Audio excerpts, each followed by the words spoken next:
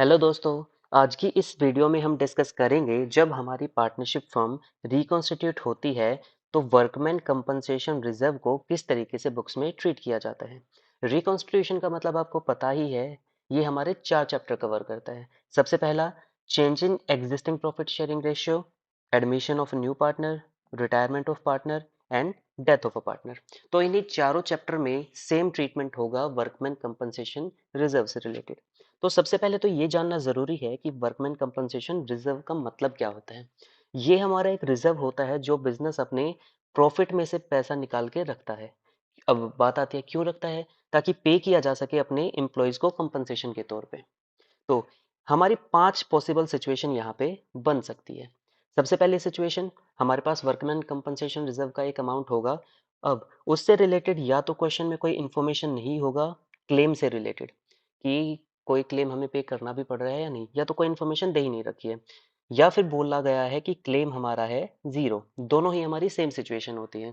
जब कोई information available नहीं होती क्लेम से रिलेटेड तो तब भी हम उसे जीरो ही मानते हैं। दूसरी सिचुएशन बन सकती है कि क्लेम हमारा है तो सही, लेकिन जितना हमने रिजर्व बना रखा है उससे कम है। तीसरी सिचुएशन, जितना हमने रिजर्व बना रखा है क्लेम उसके बराबर है। चौथी सिचुएशन बन सकती है, जितना हमने रिजर्व बचा के रख रखा है क्लेम उससे ज्यादा हो जाए। लेकिन एक ऐसी सिचुएशन भी तो बन सकती है, हमने रिजर्व ना बचा रखा हो लेकिन क्लेम आ जाए वर्कमैन कंपनसेशन से related. When reserve is not created but claim is there। तो इस क्वेश्चन को समझने के लिए हम एक एग्जांपल के तौर पे एक फिगर्स कुछ अज्यूम कर लेते हैं।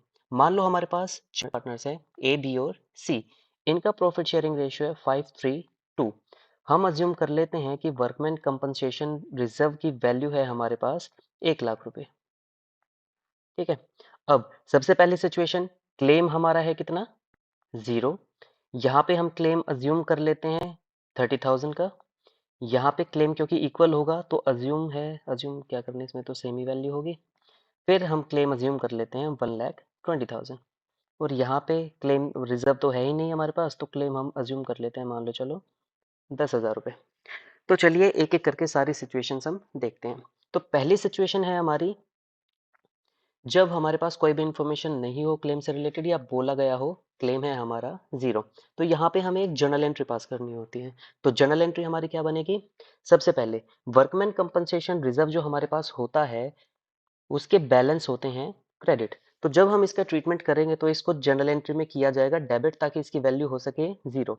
तो हमेशा हम डेबिट कर देंगे जितना भी हमारे पास रिजर्व के तौर पे पैसा रखा हो। तो क्लेम की वैल्यू हमारे पास यहाँ पे कितनी हो जाएगी, जीरो। तो क्लेम में हम कुछ भी नहीं लिखेंगे। आपको ये लाइन यहाँ पे लिखने की जरूरत भी नहीं है अगर क्लेम की वैल्यू दी ही ना गई हो तो जितना भी हमारे पास पैसा है 1 लाख, उसका हम करेंगे ओपीओआर।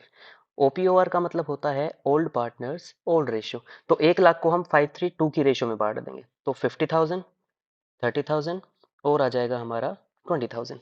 तो ये थी हमारी पहली सिचुएशन। ये सारा का सारा पीसीए में क्रेडिट कर दिया जाएगा। पीसीए में क्या हो जाएगा, ये क्रेडिट। दूसरी सिचुएशन हमारी होती है जब क्लेम है तो सही, लेकिन जितना हमने डब्ल्यूसीआर बना रखा है उससे कम का है। तो यहाँ पे हमने अज्यूम किया था कि 30,000 हमारे पास क्लेम है और 1 लाख रुपए हमने बना रखा है किस चीज का, रिजर्व का। तो जर्नल एंट्री में डब्ल्यूसीआर को तो पहले डेबिट ही कर देंगे 1 लाख रुपए से। अब क्लेम हमारा जितना भी क्वेश्चन में बताया है वो आ जाएगा यहाँ पे। तो 1 लाख रुपए में से हमें क्लेम पे करना पड़ा 30,000, तो पार्टनर्स के लिए कितना बच गया, 70,000। अब इसका हम कर देंगे ओपीओआर। तो ए बी सी में जब 5:3:2 की रेशियो में हम डिस्ट्रीब्यूट करेंगे तो यहाँ पे आ जाएगा 35, 21 और 14। तीसरी हमारी सिचुएशन बनती है जब क्लेम और डब्ल्यूसीआर दोनों सेम हो। तो ये तो हमारा डेबिट ही होगा डब्ल्यूसीआर 1 लाख रुपए से, और सारी की सारी अमाउंट चली जाएगी क्लेम में। और ये जो क्लेम है हमारा इसको शो किया जाता है बैलेंस शीट में। अब क्योंकि पार्टनर्स के लिए अवेलेबल कुछ है नहीं तो यहाँ पे आप ये तीनों ना भी लिखोगे तो काम चल जाएगा। चौथी हमारी सिचुएशन है जब हमारे पास वर्कमैन कंपनसेशन रिजर्व जितना रखा हुआ है उससे ज्यादा हमारे पास आ जाए क्लेम।